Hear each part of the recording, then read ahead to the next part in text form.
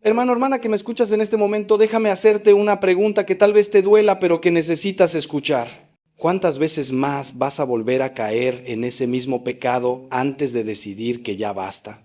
¿Cuántas veces más vas a arrodillarte ante el confesionario prometiendo que esta vez sí será diferente, para luego encontrarte 3 días después en el mismo lugar, con la misma vergüenza, con la misma derrota?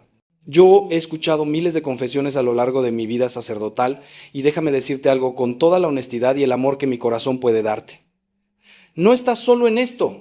No eres el único que se levanta cada mañana diciéndose a sí mismo que hoy será distinto y termina la noche con la cabeza entre las manos preguntándose por qué demonios no puede vencer esa batalla. Pero aquí está la verdad que nadie te ha dicho con suficiente claridad. Hay una razón por la que sigues cayendo y no es la que crees. No es porque seas débil, no es porque Dios te haya abandonado, no es porque no tengas suficiente fe. Es algo mucho más profundo, algo que está escondido en las capas más íntimas de tu ser, algo que has estado alimentando sin darte cuenta durante años, quizás décadas. Y hoy, si me das tu atención y tu corazón abierto, vamos a desenmascarar juntos esa raíz oculta que te mantiene encadenado. Mira, cuando era un sacerdote joven, recién ordenado, lleno de fervor y de todas esas ideas bonitas que uno tiene cuando sale del seminario, yo pensaba que el pecado era simplemente una cuestión de voluntad. Creía que si una persona realmente quería dejar de pecar, simplemente lo haría. Me parecía tan sencillo. Confiesa, propone no volver a pecar, recibe la gracia y listo, problema resuelto. Pero la vida, hermano mío, la vida con sus complejidades y sus misterios me enseñó algo completamente diferente. Recuerdo a un hombre que venía a confesarse conmigo cada semana, siempre con el mismo pecado, siempre con las mismas lágrimas, siempre con la misma desesperación. Y yo, en mi ingenuidad juvenil, le daba los mismos consejos que había aprendido en los libros. Reza más, evita las ocasiones, fortalece tu voluntad. Hasta que un día, después de casi un año de este círculo vicioso, me miró a los ojos con una tristeza tan profunda que me partió el alma y me dijo: Padre, yo hago todo eso. Rezo, evito, lucho con todas mis fuerzas. Pero es como si hubiera algo dentro de mí que fuera más fuerte que mi voluntad, algo que me arrastra incluso cuando no quiero ir. Esas palabras, hermano, esas palabras cambiaron mi entendimiento del combate espiritual para siempre. Porque verás, el pecado repetitivo, ese pecado al que vuelves una y otra vez, no es solo un acto aislado que cometes por debilidad momentánea. Es un síntoma, es la punta del iceberg de algo mucho más grande que está sucediendo en las profundidades de tu alma. Es como cuando tienes fiebre. La fiebre no es la enfermedad, es la señal de que hay una infección que tu cuerpo está combatiendo. De la misma manera, ese pecado al que sigues volviendo es la señal de que hay algo más profundo que necesita ser sanado, algo que tal vez ni siquiera has identificado todavía. Y aquí está el problema. La mayoría de nosotros tratamos el síntoma sin atender la causa. Es como tomar un analgésico para la fiebre sin tratar la infección.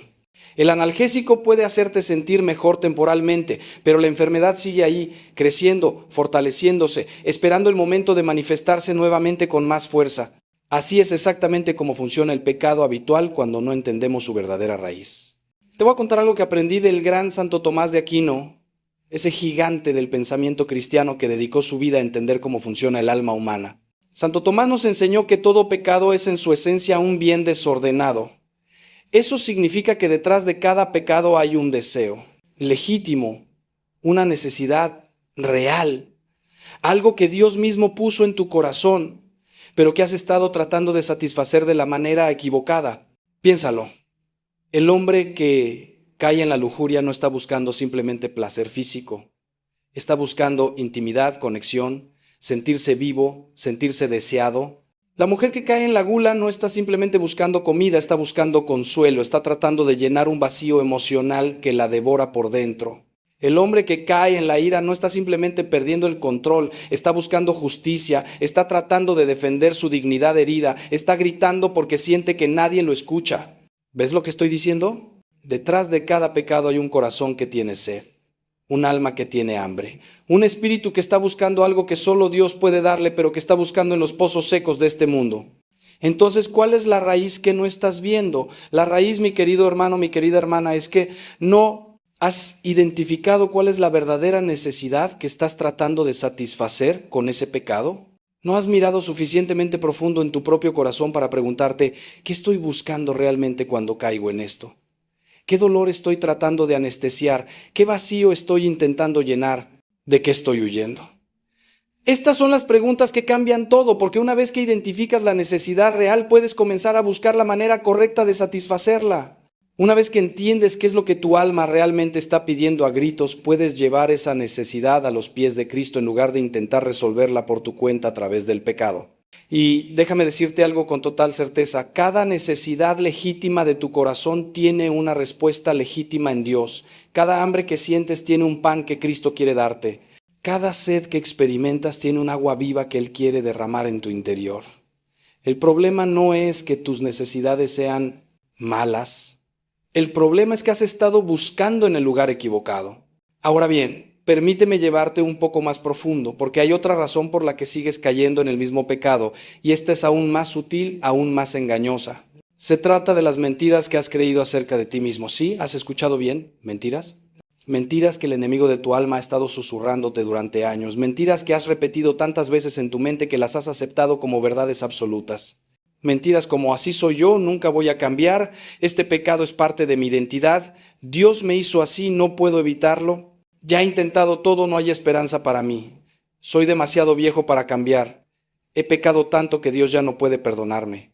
Hermano, hermana, estas son mentiras directas del infierno, mentiras que el diablo usa para mantenerte prisionero, para que nunca descubras el poder transformador de la gracia de Dios en tu vida. Déjame contarte sobre una mujer que conocí hace algunos años. Vino a verme completamente destrozada, con los ojos hinchados de tanto llorar, con una carta de suicidio escrita en su bolso. Me dijo que había estado luchando contra un pecado sexual durante más de 20 años, desde su adolescencia. Me dijo que había intentado todo: confesión, dirección espiritual, grupos de apoyo, retiros, promesas, penitencias, todo. Y sin embargo, cada pocas semanas volvía a caer. Me miró con una desesperación que todavía me estremece cuando la recuerdo y me dijo: Padre, creo que simplemente estoy hecha de esta manera. Creo que este es mi destino. Creo que Dios me creó defectuosa y no hay nada que pueda hacer al respecto. Cuando escuché esas palabras sentí una furia santa en mi corazón. No furia contra ella, sino furia contra el enemigo que había logrado convencerla de esa horrible mentira. Le tomé las manos, la miré a los ojos y le dije: no, mija, no. Dios no te creó defectuosa, Dios te creó con una capacidad inmensa para el amor. Y lo que el enemigo ha hecho es torcer esa capacidad, engañarte para que la uses de manera destructiva. Pero esa capacidad sigue ahí, intacta, esperando ser redimida, esperando ser dirigida hacia su verdadero propósito. Trabajamos juntos durante meses desenredando las mentiras, identificando las verdaderas necesidades emocionales que ella estaba tratando de satisfacer a través de ese pecado. Descubrimos que detrás de todo estaba un padre ausente, un abandono temprano que la había dejado con una herida profunda de no sentirse amada, de no sentirse valiosa. Y ese pecado que ella pensaba que era simplemente lujuria, era en realidad su manera desesperada de buscar amor, de buscar validación, de probar que era deseable para alguien. Una vez que entendió esto, una vez que pudo nombrar el verdadero dolor, todo cambió. No cambió de la noche a la mañana, no fue mágico, pero comenzó un proceso real de sanación. Comenzó a llevar esa necesidad de amor a Dios en oración profunda. Comenzó a permitir que el Padre Celestial llenara ese vacío que su Padre terrenal había dejado. Y lentamente, con el tiempo, con mucha gracia y mucho esfuerzo, esa mujer encontró la libertad. La última vez que hablé con ella, llevaba más de 3 años sin caer en ese pecado. Pero lo más hermoso no era eso. Lo más hermoso era la luz en sus ojos, la paz en su rostro, la certeza en su voz cuando me dijo: Padre, finalmente sé quién soy. Soy hija amada de Dios. Y esa es mi verdadera identidad. Esa es la clave, ¿lo entiendes? Tu identidad no es tu pecado, tu identidad es hijo o hija amada de Dios. Pero el enemigo quiere que creas lo contrario. El enemigo quiere que definas tu vida por tus caídas en lugar de definirla por la gracia que te levanta. Quiere que cuando te mires en el espejo veas primero a un pecador, a un fracasado, a alguien indigno, en lugar de ver a alguien por quien Cristo murió, a alguien a quien el Padre Celestial llama con amor infinito. alguien en quien el Espíritu Santo quiere habitar. Y mientras creas esas mentiras, mientras permitas que esas falsas identidades definan quién eres, seguirás atrapado en el mismo ciclo, porque actuamos de acuerdo a lo que creemos que somos. Si crees que eres fundamentalmente un pecador sin esperanza, actuarás como un pecador sin esperanza. Pero si comienzas a creer, verdaderamente creer, en lo más profundo de tu ser, que eres un hijo amado en proceso de transformación, comenzarás a actuar de manera diferente. Aquí está otra verdad que necesitas escuchar, y esta puede ser difícil de aceptar.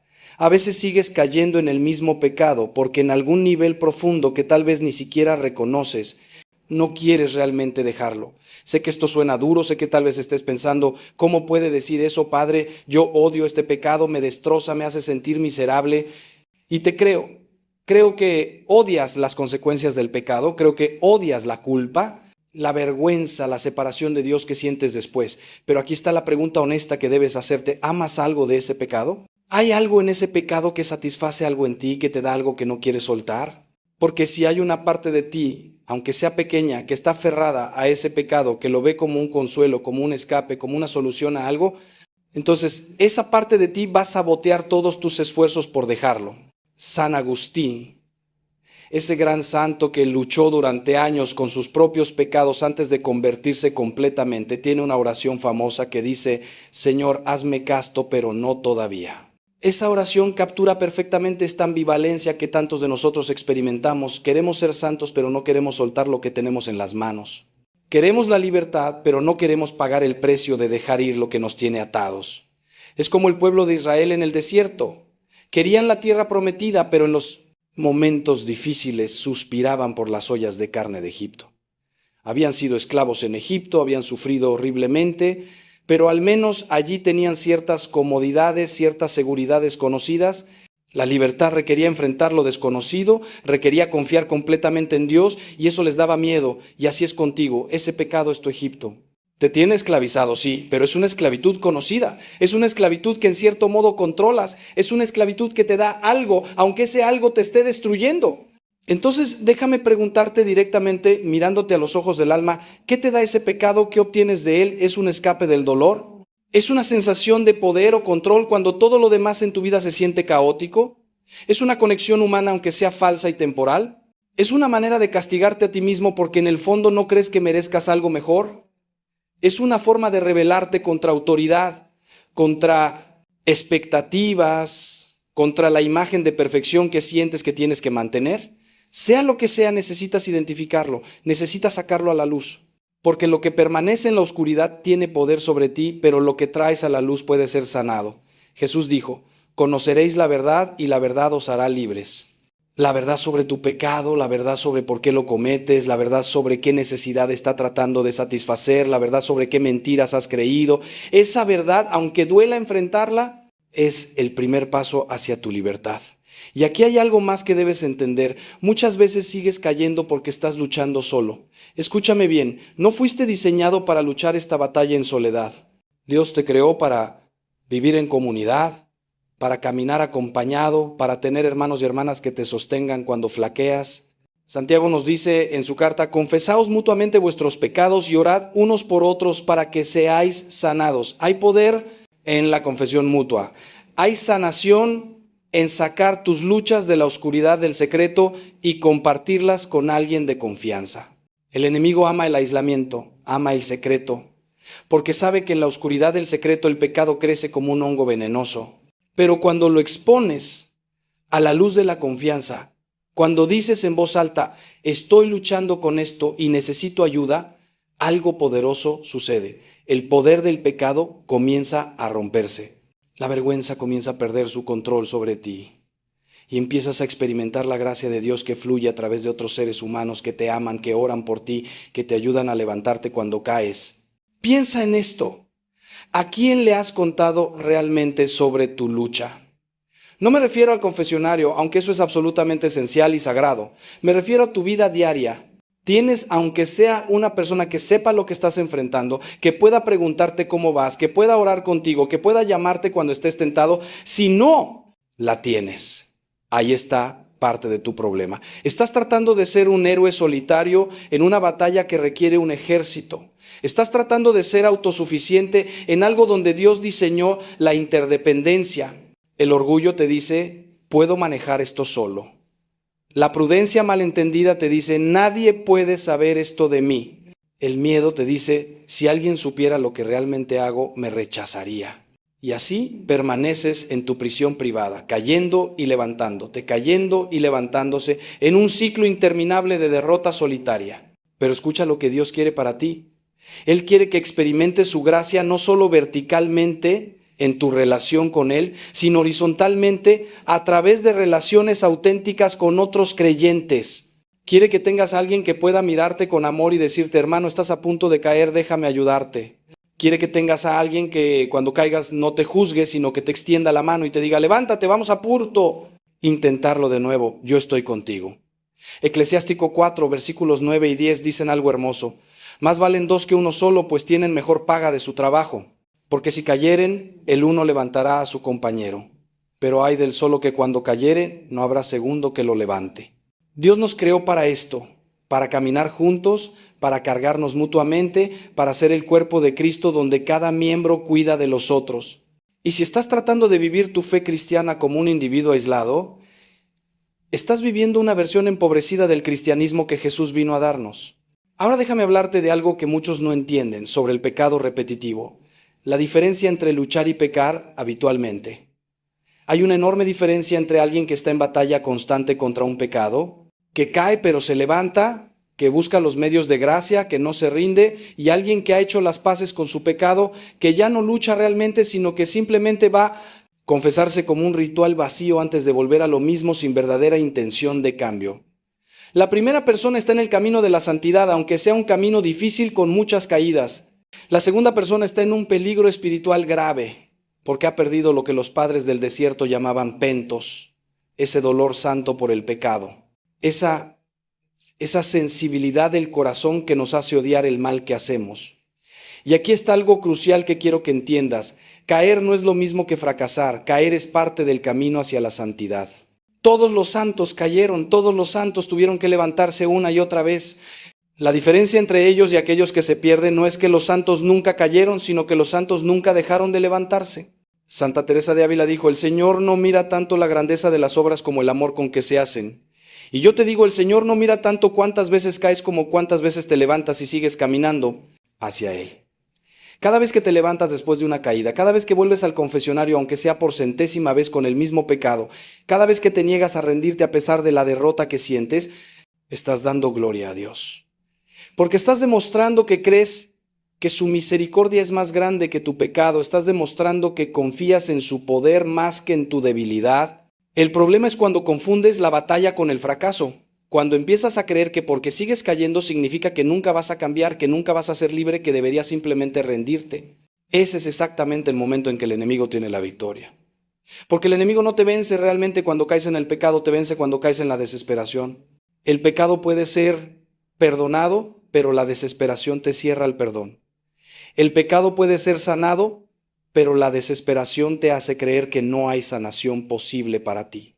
Por eso el Papa Francisco ha dicho tantas veces, Dios no se cansa de perdonarnos, somos nosotros los que nos cansamos de pedir perdón. Y es verdad, Dios está ahí, esperando, con los brazos abiertos, listo para abrazarte otra vez, listo para darte otra oportunidad, listo para derramar su gracia sobre ti una vez más. La pregunta es, ¿vas a volver a Él? ¿O vas a permitir que la vergüenza, el desánimo y la mentira de que ya no hay esperanza te mantengan alejado? Déjame compartir contigo algo que he visto una y otra vez en mi ministerio, algo que puede ser la pieza del rompecabezas que te falta. Muchas personas siguen cayendo en el mismo pecado porque nunca han aprendido a reconocer las señales de advertencia, lo que podríamos llamar las antesalas del pecado. Verás, el pecado no aparece de la nada. No es que estás viviendo una vida perfectamente santa y de repente, ¡boom!, caes en pecado grave sin ninguna advertencia. No. Siempre hay un camino que conduce al pecado, siempre hay señales en el camino, siempre. Hay momentos donde podrías haber tomado una salida diferente, pero no lo hiciste. Es como caminar hacia un precipicio, primero te acercas un poco, luego un poco más, luego miras hacia abajo, luego pones un pie en el borde y finalmente caes. Pero hubo muchos momentos en ese camino donde podrías haberte detenido. Entonces aquí está la pregunta que necesitas hacerte. ¿Cuál es el camino que siempre tomas hacia tu pecado? ¿Qué sucede en las horas o días antes de que caigas? ¿Hay un patrón? ¿Caes cuando estás estresado? ¿Cuando estás solo? ¿Cuando estás cansado? ¿Cuando has tenido un conflicto con alguien? ¿Cuando te sientes rechazado o no valorado? ¿Cuando estás aburrido? ¿Cuando has dejado de orar? Los padres espirituales antiguos tenían un acrónimo maravilloso en inglés que se aplica perfectamente aquí. HALT. Hungry, angry, lonely, tired, hambriento, enojado, solo, cansado. Estos son estados en los que somos especialmente vulnerables a la tentación. Cuando estás en alguno de estos estados, tus defensas están bajas, tu capacidad de resistir está comprometida, tu juicio está nublado y el enemigo lo sabe. El enemigo espera estos momentos para atacar. Pero aquí está la buena noticia. Si aprendes a reconocer estos patrones, si aprendes a identificar las señales de advertencia, puedes comenzar a tomar acción preventiva. Puedes comenzar a intervenir en tu propio camino hacia el pecado antes de llegar al precipicio. Esto es lo que los padres del desierto llamaban nepsis, vigilancia espiritual, estar despierto, estar atento a los movimientos de tu propia alma. Es aprender a preguntarte a lo largo del día, ¿cómo estoy realmente? ¿Qué estoy sintiendo? ¿Hay alguna necesidad que no estoy atendiendo de manera saludable? ¿Estoy dirigiéndome hacia un lugar peligroso? Y cuando reconoces las señales, puedes tomar acción, puedes orar, puedes llamar a un amigo, puedes cambiar de ambiente, puedes hacer algo físico para cambiar tu estado emocional, puedes buscar la gracia sacramental, puedes hacer lo que sea necesario para no seguir caminando hacia ese precipicio. Recuerdo a un joven que vino a verme con una adicción severa a la pornografía. Había luchado durante años sin éxito.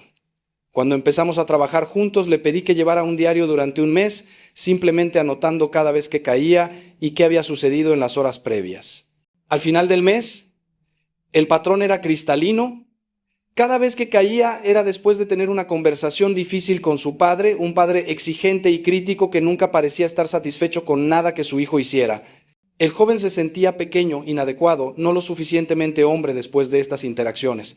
Y entonces recurría a la pornografía como una manera de sentirse poderoso, de sentir que tenía control sobre algo, de escapar del dolor de sentirse rechazado por su padre. Una vez que vimos este patrón, pudimos trabajar en las dos cosas, en su relación con su padre, estableciendo límites más saludables y trabajando en su propia autoestima y en desarrollar estrategias específicas para esos momentos vulnerables después de las interacciones con su padre. El cambio no fue inmediato, pero fue real, porque finalmente estábamos tratando la causa, no solo el síntoma. Ahora bien, hay algo más que tengo que decirte, algo que tal vez nadie más te ha dicho con suficiente claridad. La lucha contra el pecado repetitivo requiere no solo esfuerzo espiritual, sino también sabiduría práctica. A veces estamos tan enfocados en la batalla espiritual que olvidamos hacer los cambios prácticos y concretos en nuestras vidas que nos pondrían en una posición de mayor fortaleza. Es como si estuvieras tratando de hacer dieta pero siguieras llenando tu cocina de dulces y postres. Es como si estuvieras tratando de dejar de fumar pero siguieras llevando cigarrillos en tu bolsillo por si acaso. Hay una parte de ti que tiene que tomar decisiones radicales. Decisiones que tal vez te parezcan extremas, para crear un ambiente donde puedas tener éxito. Jesús dijo algo muy fuerte en el Evangelio: si tu ojo derecho te hace caer, sácalo y tíralo, porque más te vale perder una parte de tu cuerpo que ser echado entero al infierno. Obviamente Jesús no está hablando literalmente de mutilarnos. Está usando hipérbole para hacer un punto crucial. Haz lo que sea necesario para evitar el pecado. Sé radical, sé extremo. No negocies con la tentación. Si tu teléfono es la puerta a tu pecado, pon controles parentales en él, dale la contraseña a alguien de confianza, ponlo en un lugar inaccesible durante las horas en que eres más vulnerable. Si cierto ambiente o cierta persona o cierta actividad siempre te lleva al pecado, evítalo radicalmente, sin excusas, sin decirte a ti mismo que esta vez será diferente, que esta vez podrás manejarlo. No puedes. Si pudieras, ya lo habrías hecho. La definición de locura es hacer lo mismo una y otra vez esperando resultados diferentes. Y aquí está la cosa. Muchas veces no hacemos estos cambios radicales porque en el fondo no queremos realmente, porque estos cambios serían inconvenientes, porque implicarían admitir ante otros la naturaleza de nuestra lucha, porque significarían sacrificar ciertas comodidades o placeres que, aunque nos llevan al pecado, también nos dan algo que no queremos soltar. Entonces nos quedamos en esta zona gris donde decimos que queremos cambiar, pero no estamos dispuestos a hacer lo que realmente se necesita para cambiar. Y así permanecemos atascados, cayendo una y otra vez, sintiéndonos frustrados y confundidos sobre por qué Dios no nos libera. Pero Dios está esperando que demos el paso, que tomemos la decisión, que hagamos el sacrificio que nos está pidiendo. Él proveerá la gracia, pero tú tienes que proveer la cooperación radical. Te voy a contar algo de mi propia vida, algo que no comparto a menudo. Hubo un tiempo, hace muchos años, cuando estaba luchando con una forma particular de tentación. No voy a entrar en detalles porque no es relevante, pero lo que sí es relevante es esto. Yo sabía exactamente cuál era el camino que me llevaba a esa tentación. Sabía que cierta hora del día, cuando estaba cansado y solo, era mi momento más vulnerable. Y sabía que si me permitía estar en cierto lugar durante ese tiempo, probablemente caería. Entonces tomé una decisión radical. Reorganicé completamente mi horario y mis hábitos para asegurarme de que nunca estaba en ese lugar durante ese tiempo. Me costó. Significó sacrificar ciertas cosas que me gustaban hacer. Significó depender más de otros y pedirles que me acompañaran cuando normalmente hubiera estado solo. Significó ser honesto sobre mi vulnerabilidad de una manera que mi orgullo no quería, pero funcionó. No porque fuera fuerte, sino porque dejé de confiar en mi propia fuerza y comencé a estructurar mi vida de manera que no dependiera de ella.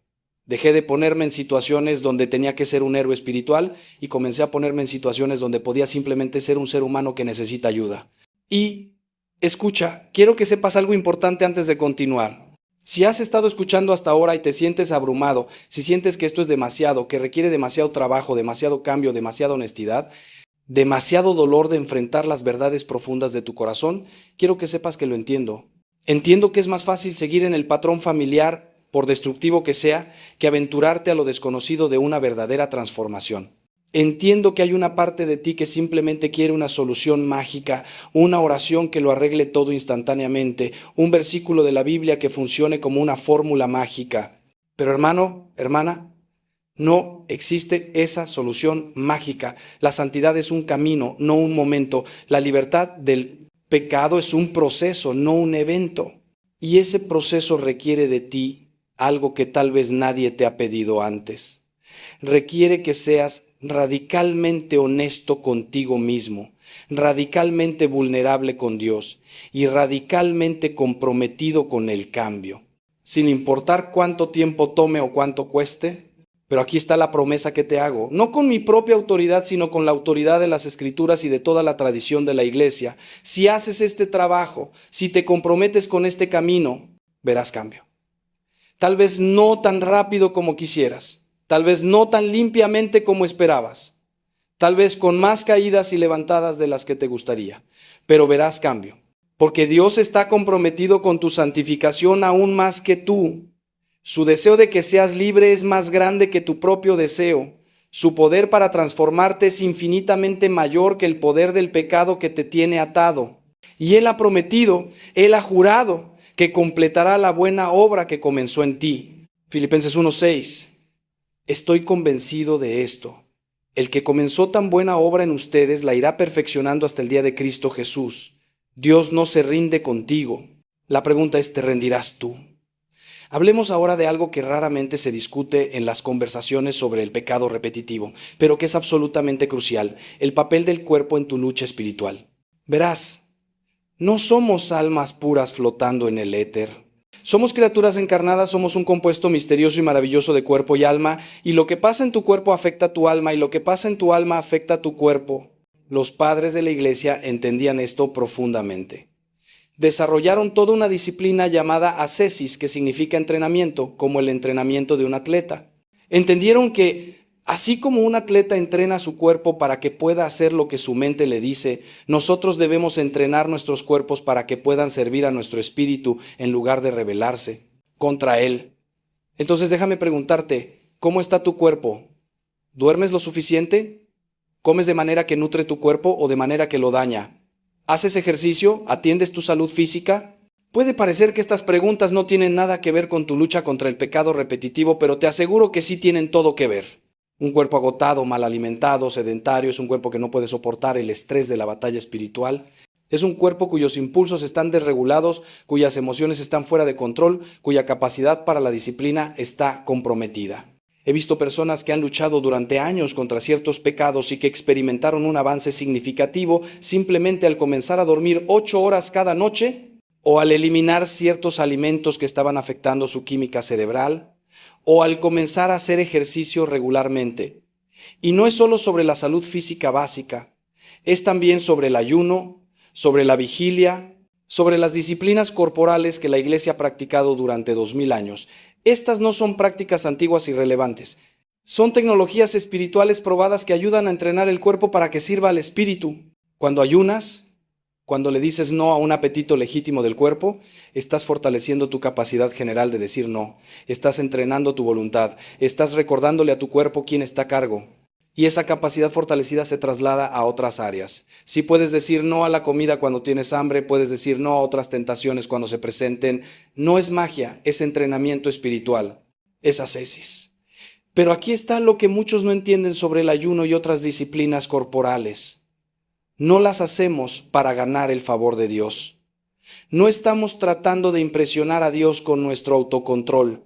Las hacemos para entrenarnos a nosotros mismos, para crear en nuestros cuerpos la capacidad de responder a nuestro espíritu. Las hacemos para crear espacio para Dios, para silenciar las voces ruidosas de nuestros apetitos, el tiempo suficiente para poder escuchar la voz quieta y suave del Espíritu Santo. Y las hacemos en comunidad, no como individuos aislados tratando de ser súper cristianos, sino como parte del cuerpo de Cristo que juntos se disciplina, juntos se entrena, juntos busca la santidad. Cuando la Iglesia nos llama a ayunar durante la Cuaresma, no es una regla arbitraria. Es una invitación a entrar en un entrenamiento espiritual corporativo donde toda la Iglesia está practicando juntos el decir no a nuestros apetitos para que podamos decir sí más plenamente a Dios. Te digo todo esto porque quiero que entiendas que tu lucha contra el pecado repetitivo no es solo una batalla mental o emocional o espiritual, es también una batalla corporal. Y si estás descuidando tu cuerpo, si no lo estás entrenando, si no lo estás disciplinando con amor, entonces estás peleando la batalla con una mano atada a la espalda.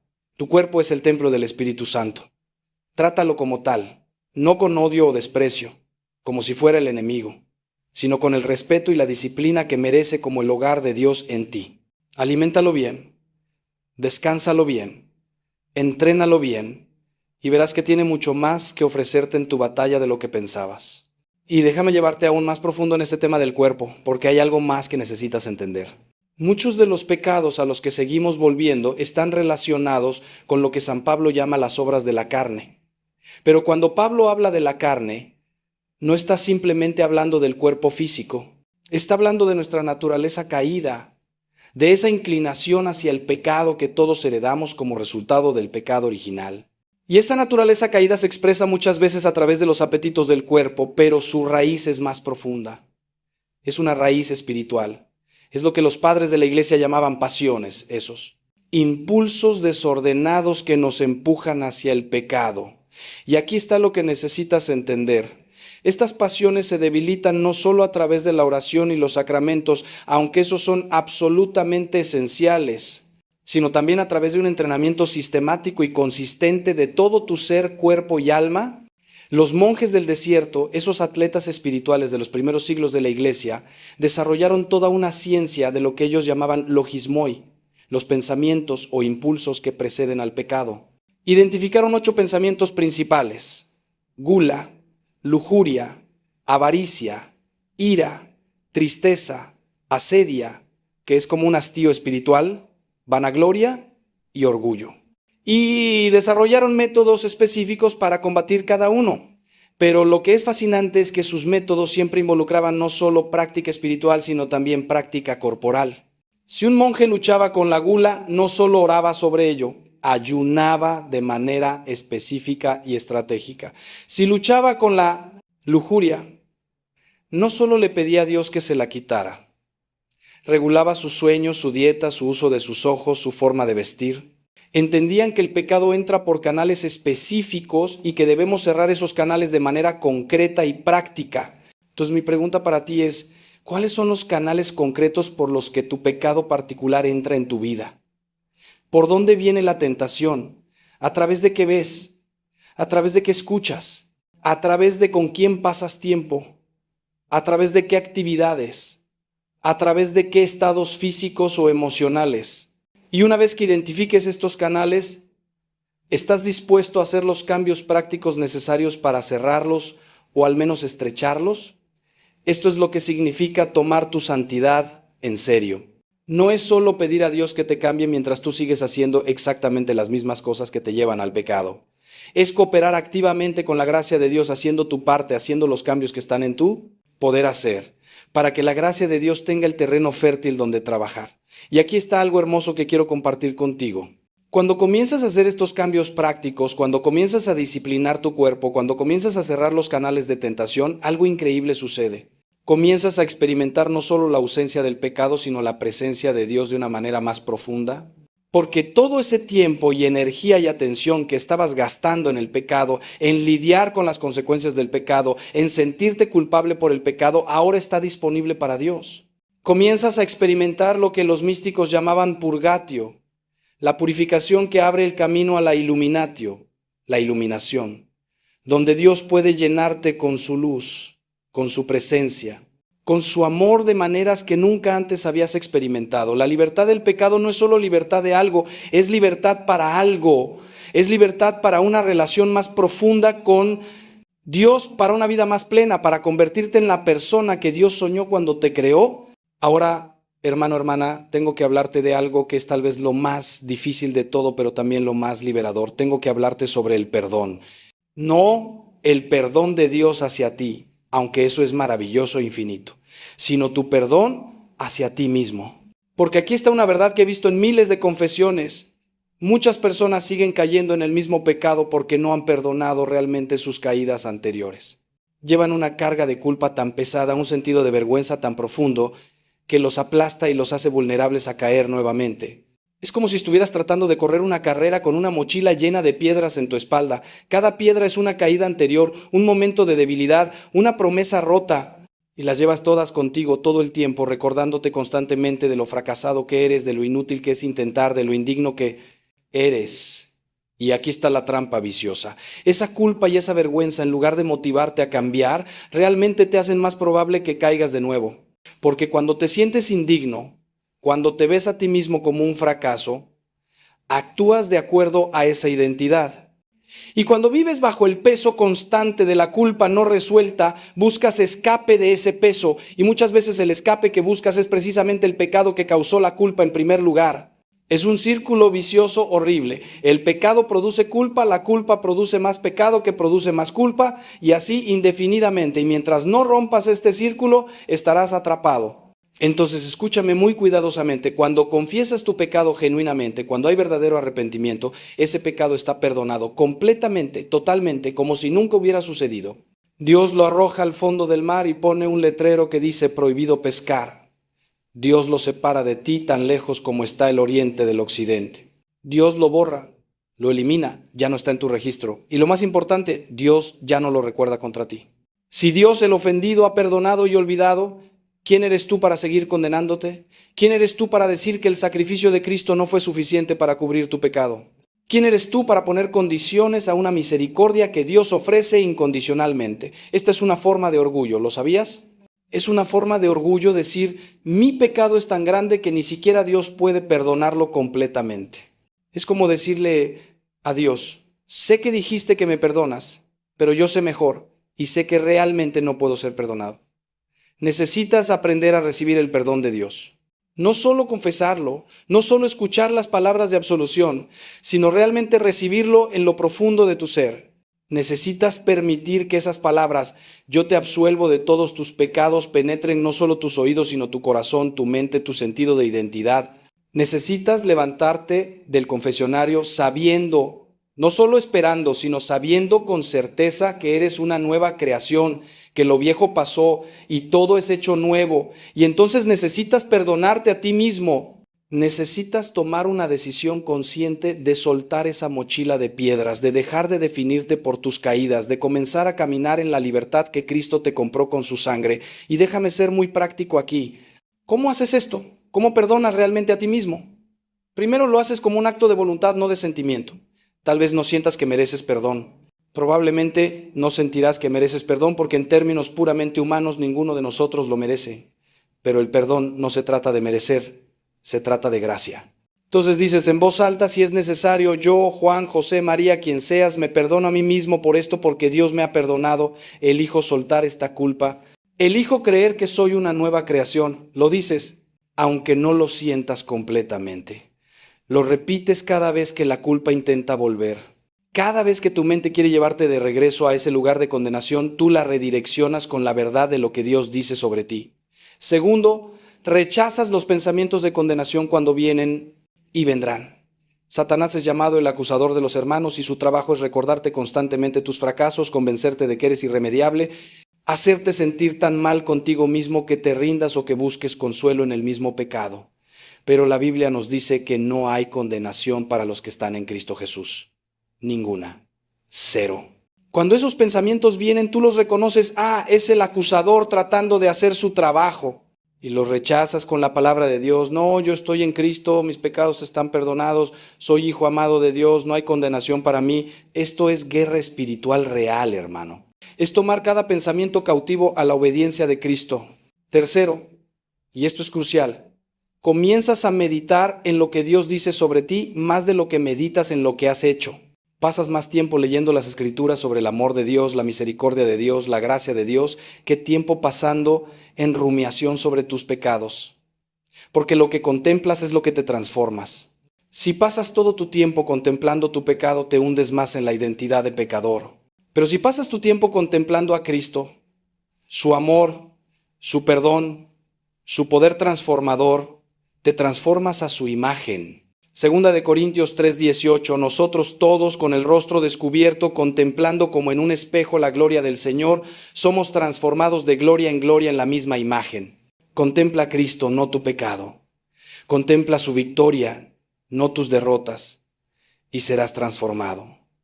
Ahora déjame decirte algo que podría sorprenderte, algo que va contra lo que muchos piensan. A veces, y escúchame bien, a veces Dios permite que sigas luchando con cierto pecado por más tiempo del que quisieras. No porque te haya abandonado, no porque no tengas suficiente fe, no porque estés haciendo algo mal, sino porque en esa lucha te está enseñando algo que no podrías aprender de ninguna otra manera. Te está enseñando humildad, te está enseñando dependencia total de Él, te está enseñando compasión por otros que luchan, te está enseñando a diferenciar entre tu identidad y tus acciones. Te está enseñando el valor de la perseverancia, de levantarse una y otra vez, de nunca rendirse. Te está fortaleciendo de maneras que solo se fortalecen en la batalla. Piensa en San Pablo. Él tenía lo que llamaba un aguijón en la carne, un mensajero de Satanás que lo atormentaba. 3 veces le pidió al Señor que se lo quitara. ¿Y sabes qué le respondió Dios? Te basta mi gracia, porque mi poder se perfecciona en la debilidad. Dios no quitó el aguijón, lo dejó para que Pablo aprendiera a depender completamente de la gracia de Dios en lugar de su propia fuerza. Y Pablo llegó al punto donde podía decir, me gloriaré en mis debilidades para que repose sobre mí el poder de Cristo. ¿Puedes imaginar eso? Gloriarse en la debilidad, no porque la debilidad sea buena en sí misma, sino porque en la debilidad reconocida la gracia de Dios puede fluir más libremente. En tu lucha, en tu debilidad reconocida, en tu dependencia total de Dios, estás posicionándote para experimentar su gracia de maneras que alguien que nunca ha luchado jamás conocerá. Esto no significa que debas aceptar el pecado o dejar de luchar contra él, en absoluto. Significa que incluso en medio de la lucha, incluso cuando las victorias son lentas en llegar, hay algo valioso sucediendo. Dios está trabajando no solo en liberarte del pecado, sino en formarte en Cristo. Y a veces la formación es más importante que la liberación inmediata, porque lo que Dios quiere no es solo que dejes de hacer cierta cosa. Lo que Dios quiere es transformar todo tu ser. Y esa transformación toma tiempo. Toma más tiempo del que nos gustaría, pero es profunda, es real, es eterna. Entonces sigue luchando, sigue levantándote, sigue buscando a Dios. Y confía que en el proceso, aunque no lo veas todavía, Él está haciendo algo hermoso en ti. Hermano, hermana, hemos caminado juntos un largo camino en esta conversación.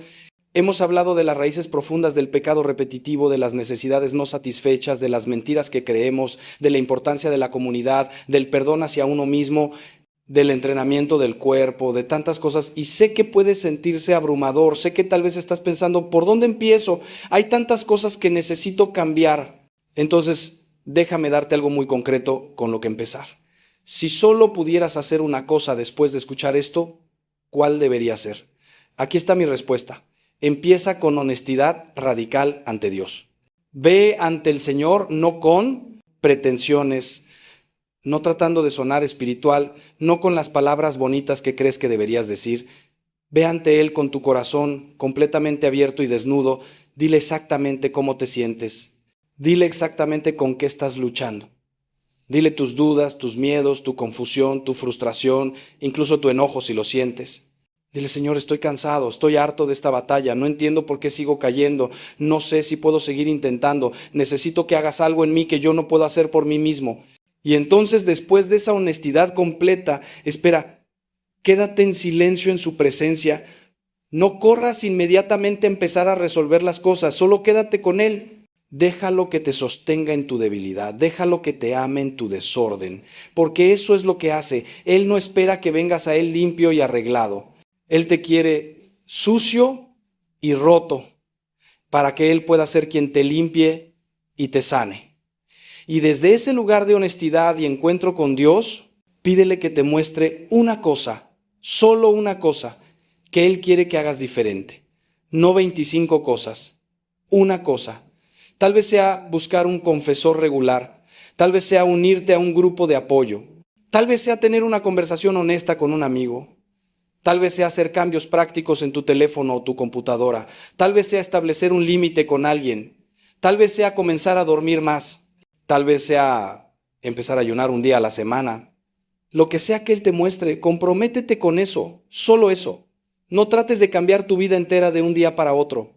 Eso es una receta para el fracaso y la frustración. Da un paso de obediencia, un paso de cooperación con la gracia y confía que ese paso, aunque parezca pequeño, es parte de un camino más grande que Dios está trazando para tu libertad. Y mientras caminas ese camino, recuerda que no estás solo. Recuerda que hay millones de personas en este momento que están luchando con sus propios pecados, repetitivos, que se están levantando después de sus propias caídas, que están creyendo contra toda evidencia que Dios puede hacer algo nuevo en ellos. Recuerda que toda la iglesia, los santos en el cielo y los luchadores aquí en la tierra están contigo en esta batalla. Recuerda que los ángeles te rodean, que el Espíritu Santo habita en ti, que Cristo mismo intercede por ti a la derecha del Padre. No estás solo, nunca has estado solo. Incluso cuando te sentías más abandonado, más derrotado, más perdido, Él estaba ahí esperando, amando, trabajando en maneras que no podías ver. Y déjame terminar con esto, con la promesa más hermosa de todas. Viene del libro de Apocalipsis, donde Jesús dice, he aquí yo hago nuevas todas las cosas. No dice yo hago todas las cosas buenas otra vez, dice yo hago nuevas todas las cosas. Nuevo, no simplemente restaurado a lo que era antes, nuevo, mejor, transformado. Lo que el enemigo quiso usar para destruirte, Dios lo usará para mostrarte su poder redentor. Las cicatrices de tus batallas se convertirán en testimonios de su gracia. La vergüenza de tu pasado se convertirá en compasión por otros en su presente. La debilidad que pensabas que era tu perdición se convertirá en el lugar donde su poder descansa sobre ti. Nada se desperdicia en la economía de la gracia de Dios, nada. Incluso esto. Incluso tu lucha con este pecado que sientes que te está derrotando, incluso esto puede ser transformado en algo hermoso si se lo entregas a Él. Así que levántate, amado hijo, amada hija de Dios, levántate una vez más, no porque seas fuerte, sino porque Él es fuerte en ti. No porque tengas todo resuelto, sino porque Él es fiel aun cuando tú eres débil.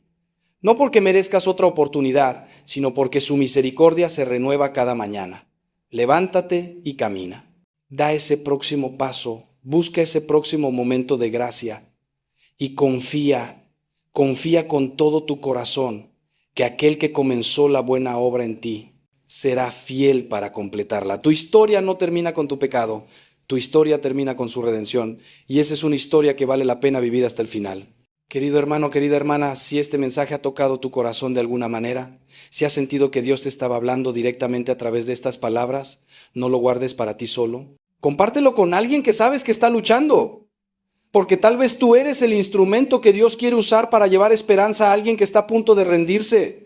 Y si quieres seguir recibiendo mensajes como este, mensajes que no solo informan, sino que transforman, mensajes que te desafían y te consuelan, mensajes que te ayudan a caminar este camino hacia la santidad, te invito a que te suscribas a este canal.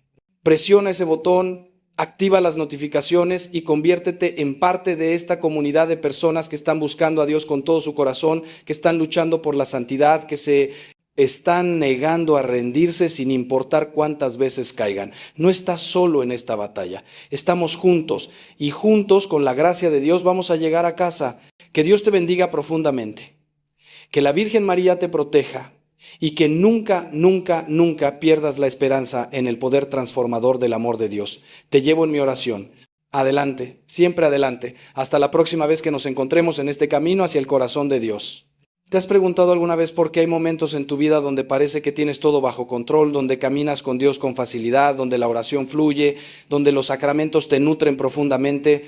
Y entonces de repente, sin aviso aparente, vuelves a caer en ese mismo pecado que pensabas que habías vencido. Es desconcertante, ¿verdad? Es como si hubiera dos personas viviendo dentro de ti.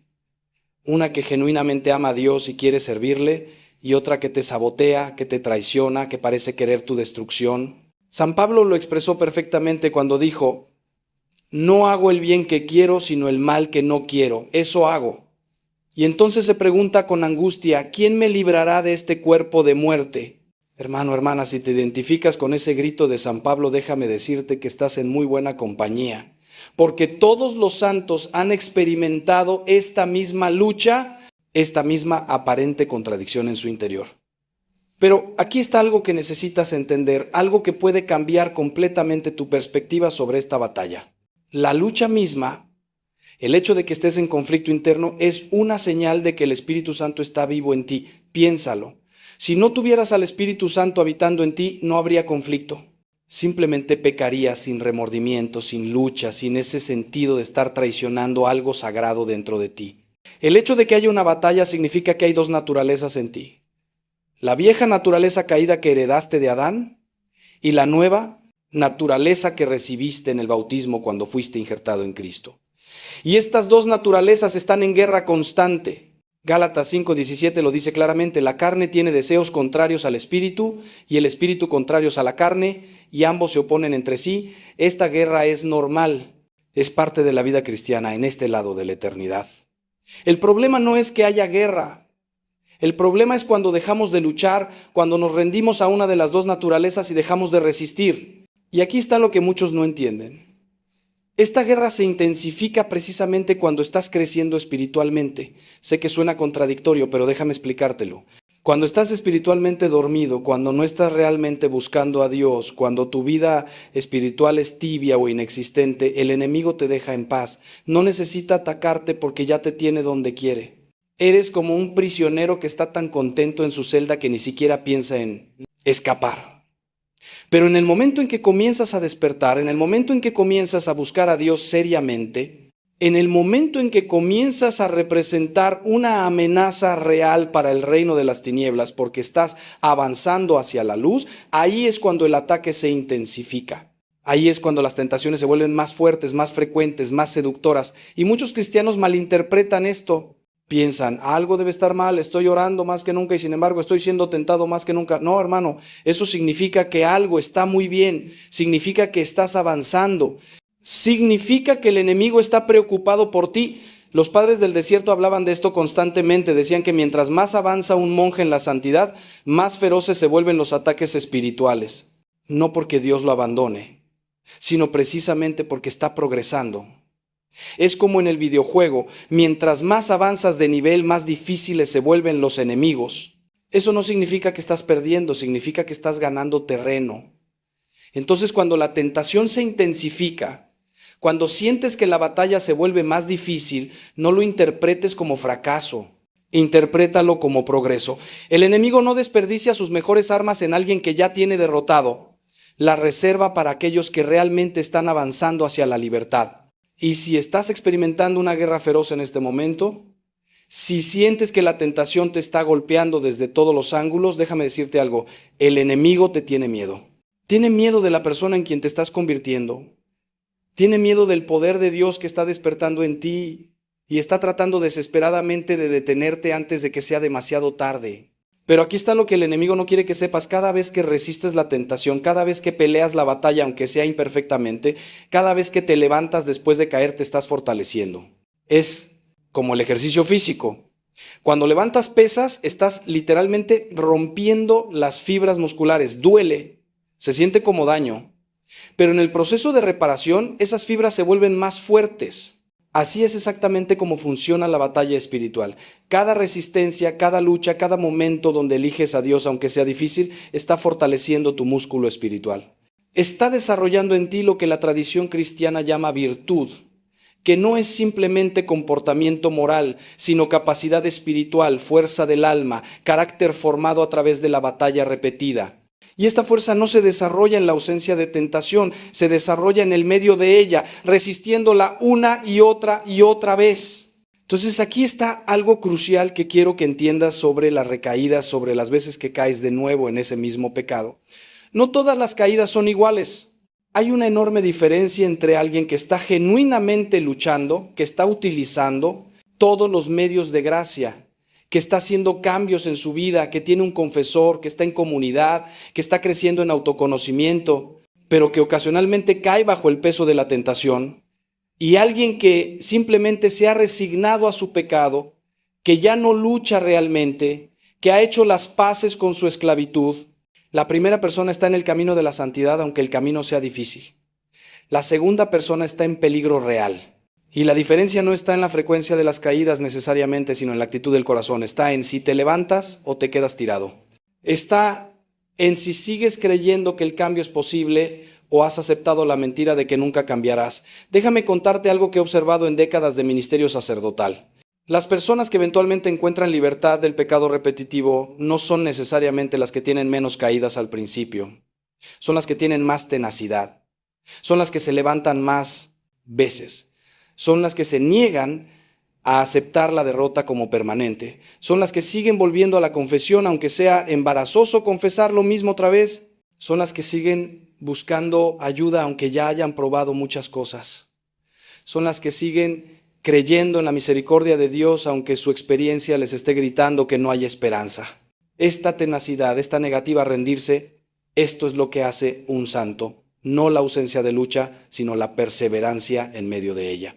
Santa Teresa de Lisieux, la pequeña flor, esa joven monja que murió a los 24 años y es doctora de la Iglesia, dijo algo precioso.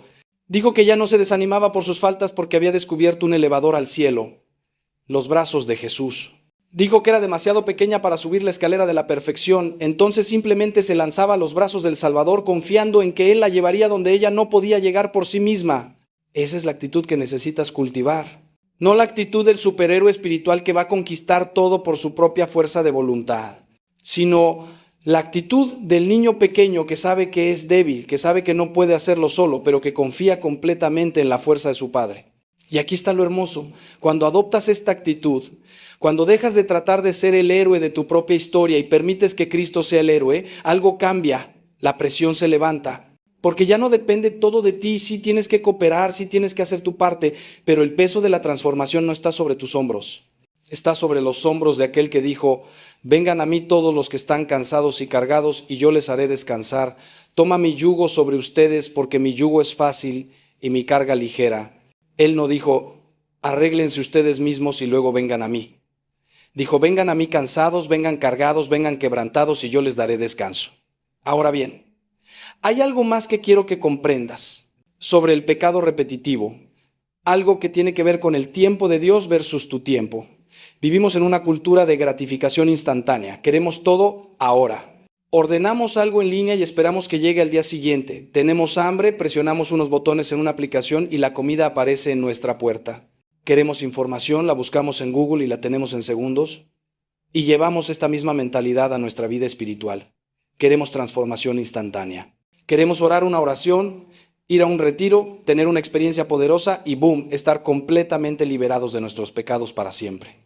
Y cuando eso no sucede, cuando descubrimos que la transformación es un proceso lento y a menudo doloroso, nos frustramos, nos desanimamos, pensamos que algo está mal con nosotros o con Dios. Pero, hermano, hermana, Dios no está apurado. Dios está más interesado en la profundidad de tu transformación que en la velocidad de ella. Está más interesado en que el cambio sea real y permanente que en que sea rápido y superficial. Piensa en cómo Dios trabaja en la naturaleza. Las cosas más hermosas toman tiempo. Una secuoya gigante no crece en una semana. Toma cientos de años. Un diamante no se forma en un día. Toma millones de años de presión y calor. Una mariposa no sale del capullo instantáneamente. Hay un proceso de metamorfosis que toma el tiempo que toma. Y tu transformación espiritual es lo mismo. Dios está haciendo una obra profunda en ti, una obra que va más allá de simplemente cambiar tu comportamiento. Está transformando tu corazón, está renovando tu mente, está sanando heridas de décadas, está desenredando patrones que se formaron en tu infancia, está reconstruyendo tu identidad desde los cimientos. Y eso toma tiempo. Entonces, cuando te sientes frustrado porque después de meses o incluso años sigues luchando con el mismo pecado, pregúntate esto: ¿estoy siendo justo con el proceso? ¿Estoy siendo justo con Dios?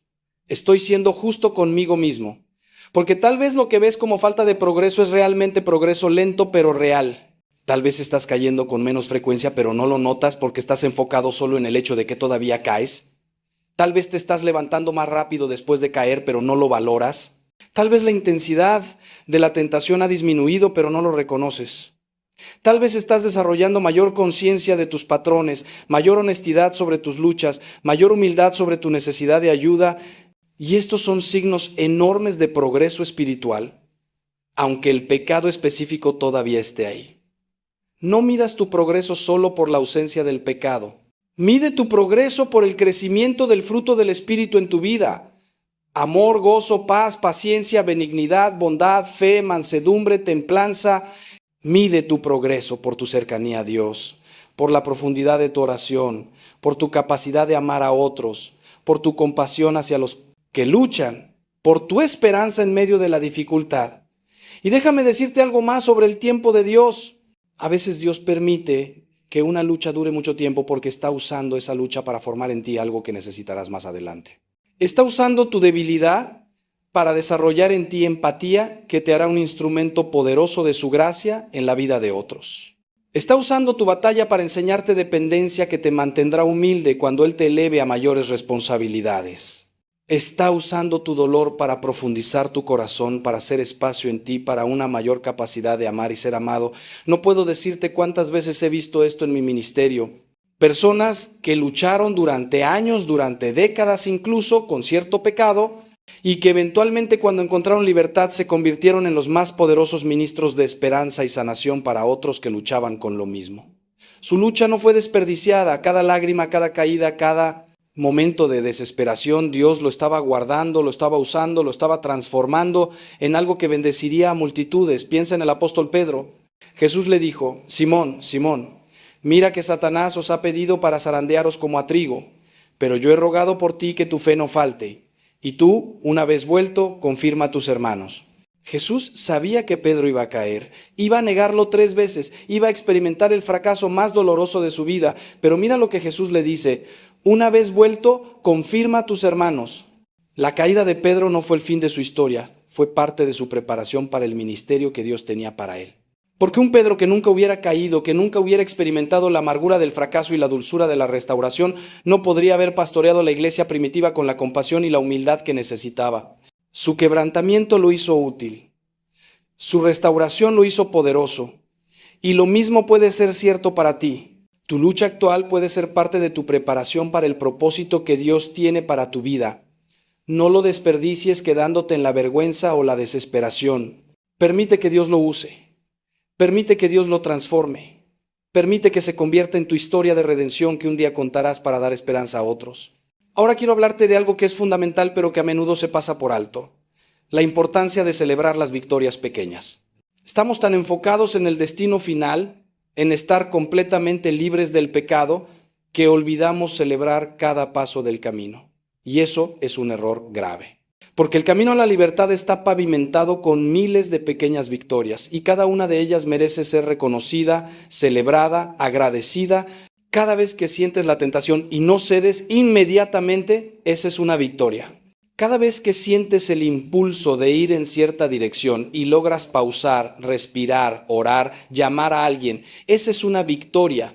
Cada vez que caes, pero te levantas más rápido que la vez anterior, esa es una victoria. Cada vez que confiesas tu pecado con mayor honestidad y menos pretensión, esa es una victoria.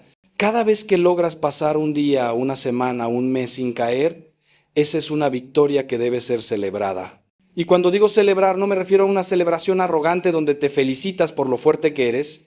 Me refiero a una celebración de gratitud donde reconoces que Dios está trabajando en ti, que su gracia está siendo efectiva, que estás cooperando con esa gracia, que hay progreso real aunque sea lento. Necesitas detenerte y reconocer estas victorias porque si no lo haces, perderás la perspectiva. Te enfocarás solo en cuánto camino falta por recorrer y no verás cuánto camino ya has recorrido. Y cuando solo ves lo que falta, te desanimas, te rindes. Pero cuando reconoces lo que ya has logrado por la gracia de Dios, te animas, te fortaleces, te llenas de esperanza y energía para continuar. Los israelitas en el desierto pusieron piedras conmemorativas en lugares donde Dios había hecho algo significativo para que cuando pasaran por ahí pudieran recordar la fidelidad de Dios. Tú necesitas tus propias piedras conmemorativas espirituales, tus propios recordatorios de que Dios está contigo, está trabajando, está siendo fiel, está produciendo cambio. Entonces te invito a que hagas algo práctico.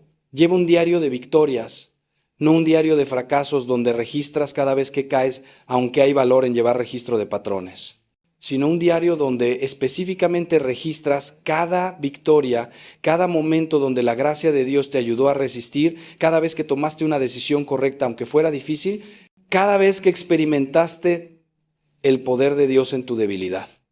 Y cuando tengas un día difícil, cuando sientas que no estás avanzando nada, cuando la tentación sea fuerte y te sientas débil, abre ese diario y lee. Recuérdate a ti mismo de todas las veces que Dios ha sido fiel. Recuérdate de todas las veces que has tenido victoria y eso te dará fuerza para seguir, porque verás evidencia concreta de que no estás estancado, de que sí hay movimiento, de que Dios sí está obrando y esa evidencia te dará la fe que necesitas para dar el próximo paso. Y finalmente, quiero dejarte con esto, con la verdad más importante de todas, la verdad que debe ser el fundamento de todo lo que hemos hablado. Tu valor no está determinado por tu desempeño. Tu identidad no está definida por tu victoria o tu derrota en la batalla contra el pecado. Tu dignidad no fluctúa basada en qué tan bien lo estás haciendo espiritualmente. Porque tu valor, tu identidad, tu dignidad están fundamentados en algo infinitamente más sólido que tu comportamiento. Están fundamentados en el amor incondicional de Dios por ti. Están fundamentados en el hecho de que Él te creó, te conoce, te ama, murió por ti, resucitó por ti y está comprometido contigo para toda la eternidad.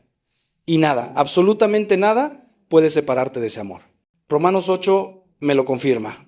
Estoy convencido de que ni la muerte ni la vida, ni ángeles, ni principados, ni potestades, ni lo presente ni lo porvenir, ni lo alto ni lo profundo, ni ninguna otra cosa creada nos podrá separar del amor de Dios que es en Cristo Jesús, Señor nuestro. Eso significa que incluso en tu peor momento, incluso cuando has caído por enésima vez, incluso cuando te sientes más indigno y más alejado de Dios, su amor por ti no ha disminuido ni una fracción. Él te sigue amando con amor infinito, Él te sigue viendo como su hijo, su hija amada, Él te sigue llamando, te sigue esperando, te sigue invitando a volver a casa. Y esta verdad, hermano, hermana, esta verdad es lo que te va a sostener en los días oscuros. Esta verdad es lo que te va a levantar cuando caigas. Esta verdad es lo que te va a dar la valentía para seguir intentando aunque hayas fallado 1000 veces. Porque si tu motivación para cambiar es ganar el amor de Dios, estás construyendo sobre arena. Ese edificio se va a caer porque nunca vas a desempeñarte lo suficientemente bien como para sentir que has ganado su amor. Pero si tu motivación para cambiar es responder al amor que Él ya te ha dado gratuitamente, si cambias no para ser amado, sino porque ya eres amado, entonces estás construyendo sobre roca. Y esa casa va a resistir cualquier tormenta.